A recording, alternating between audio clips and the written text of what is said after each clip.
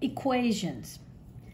When you're doing equations, I don't want you to forget the PEMDAS, as some of y'all might have grown up, or please excuse my dear Aunt Sally. It stands for order of operation and what is the order that you should complete a problem in. All right, equations are algebraic expressions on each side of an equal sign. So an equation may or may not contain variables. So an equation is 7 plus 3 equals 10. That is an equation because there is an equal sign involved.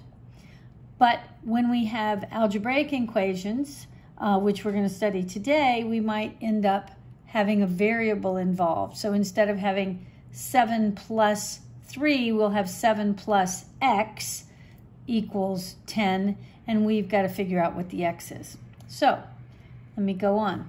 To solve an equation with a variable, you must find the value that makes it true.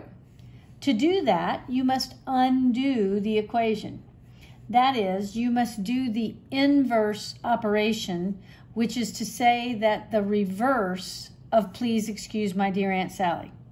So, if you have an equation and you have no variables involved, you do please excuse my dear Aunt Sally from the top down, meaning you'll do parentheses first, then you'll do exponents, then you'll do multiplication and division from the left to the right, then you'll do addition and subtraction. But once we have variables involved, letters, you know, the N's or the X's, and we don't know what those stand for in terms of a number, when we have a variable involved, then you've got to start at the bottom of this please excuse my dear Aunt Sally and work your way to the top. So we would start at whatever is being added or subtracted, and we have to actually undo this. We have to do the opposite. So what's the opposite of addition? It's subtraction. And when you do subtraction to one side, you'll also have to do subtraction to the other side. So let's see what this means.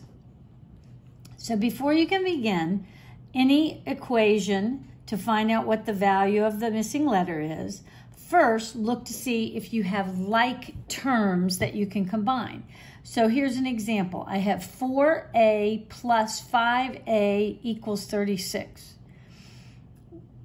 Because each number is being multiplied by the letter A, that's what's going on here. I have 4 times A. You don't see the multiplication symbol, but it's understood that it's 4 times A plus 5 times A is 36. So if all we had was 5 times A is 36, we would end up needing to undo this thing. But because we've got like terms, the 4a and the 5a, since they're both multiplied by the same letter A, we can actually combine those two terms. So when we do combine them, it becomes 9a equals 36. So it's the same thing as 9 times a equals 36. So now we'll go on, and I want to go back to the original problem. So we had the 4a plus the 5 times a equals 36. We are now going to combine the two terms that are like terms. So 4a plus 5a equals 9a equals 36.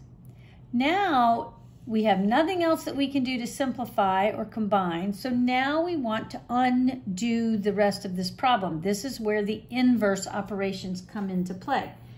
So this is 9 times a. What is the opposite of multiplication? It is division. So because we were multiplying by 9, we are now going to divide by 9, but we want to divide both sides by 9. I can't just decide to divide one side by 9 and not do it to the other. It won't stay balanced. So I now have 9a as a fraction over plain number 9. And when I do that, I've got 9 divided by 9. Those two 9s cancel each other out, leaving a 1 behind. So all I have on the left side of my equation is 1 times a, which is a. On the right side of the equation, I have 36, and I now need to divide it by 9. So I'm showing it as a fraction bar, and then the number 9 underneath. And how many times does 9 go into 36? It goes in there 4 times with no remainder.